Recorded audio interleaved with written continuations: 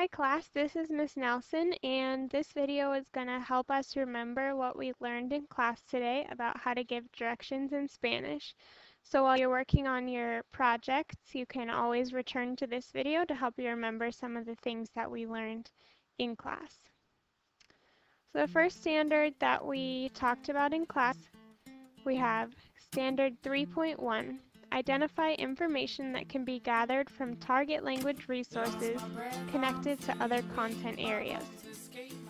So we're going to do that by looking at the vocab words that we have and trying to help us remember them by categorizing them into three boxes that we have here.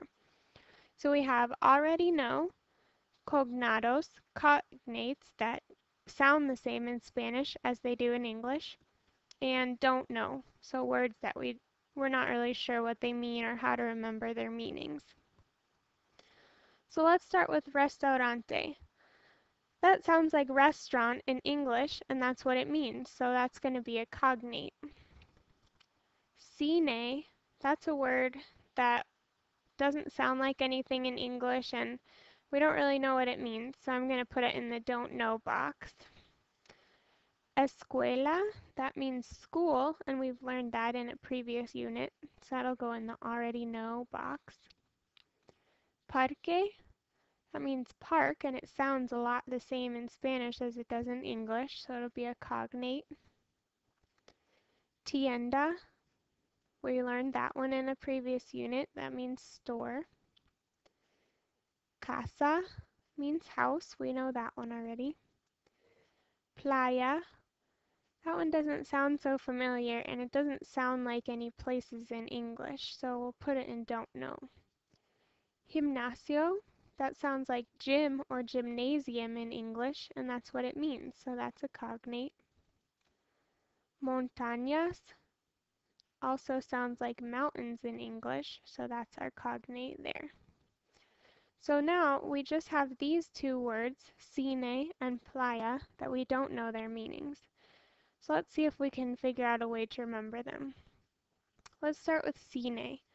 So cine means movie theater. And I like to remember that by thinking of the word seen in English. And you can remember, have you seen the movie at the cine? Because cine means movie theater. And the second word we have is playa. And playa means beach. So if you remember the first part of the word is play, you can remember that you like to play at the beach, or you like to play at the playa. So that can help us remember these two words, cine and playa, a little bit better. Now we have standard 1.1, communicate about very familiar topics using high-frequency words and phrases. So we're going to do that by learning how to give directions to those places that we just learned about. So there's three basic ways we can give directions. The first one is cardinal directions. So that's like north, south, east, and west. Then we have the street intersections. And third, we can use right and left to help give directions.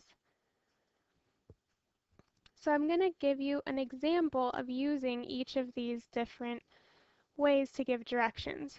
So the first one was to use cardinal directions. So you can notice that we have our compass rose here in the corner, and that can help us see which directions we can use. So if I wanted to give directions to la casa, to the house up here, I can use the compass to say la casa está norte de el gimnasio. The house is north of the gym. And then we can also give directions using street intersections. So if I wanted to give directions to el parque, to the park, I just need to find the two streets that intersect where the park is located. So in this case, Calle Verde and Calle Segunda. And then I can give directions by saying El parque está en la esquina de Calle Verde y Calle Segunda. The park is on the corner of Calle Verde and Calle Segunda.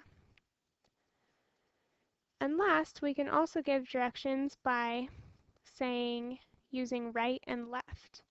So if I wanted to give directions to el cine, to the movie theater, I could say el cine está a la derecha de el tienda.